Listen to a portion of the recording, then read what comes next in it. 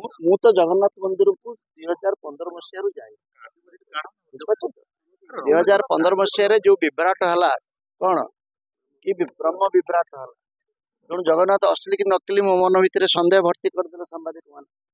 ତେଣୁ ଯଦି ଅସଲି ନକଲି ଆମେ କଣ ଜାଣିନାହୁଁ, ମୁଁ ଜଗନ୍ନାଥକୁ ଯୋଉଠି ଥାଇ ଡାକିଲେ ବି ସେ ମୋ କଥା ଶୁଣିବେ। ଆମେ ଦାସିଆ ବାଉରୀ ଏବଂ ଆମେ ଭକ୍ତ ସ୍ଥଳ।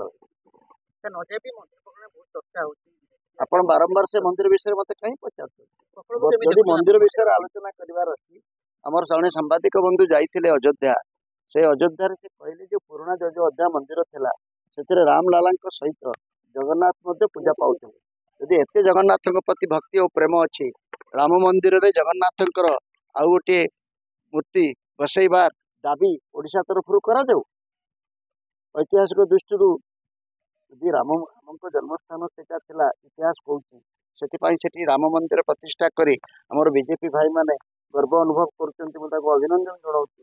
କିନ୍ତୁ ସେଇଠି ମଧ୍ୟ ଆମର ଜଗନ୍ନାଥ ବି ପୂଜା ପାଉଥିଲେ, ଜଗତର ନାଥ। ସେ ଜଗନ୍ନାଥ ବର୍ତ୍ତମାନ ନୂଆ ମନ୍ଦିରରେ ପୂଜା ପାଇବେ ନା ପାଇବେ ନାହିଁ? ମୁଁ ତ ଭାବୁଛି ଜଗନ୍ନାଥ ପୂଜା ପାଇବା ନିହାତି ଦରକାର, ଯଦି ପ୍ରକୃତରେ ସେଠି ଥିଲା। ଏ ସାମ୍ବାଦିକଙ୍କ କଥାରୁ ମୋ ମନକୁ ଆସୁଛି, ଆଗରୁ ମୁଁ ଜାଣିନଥିଲି।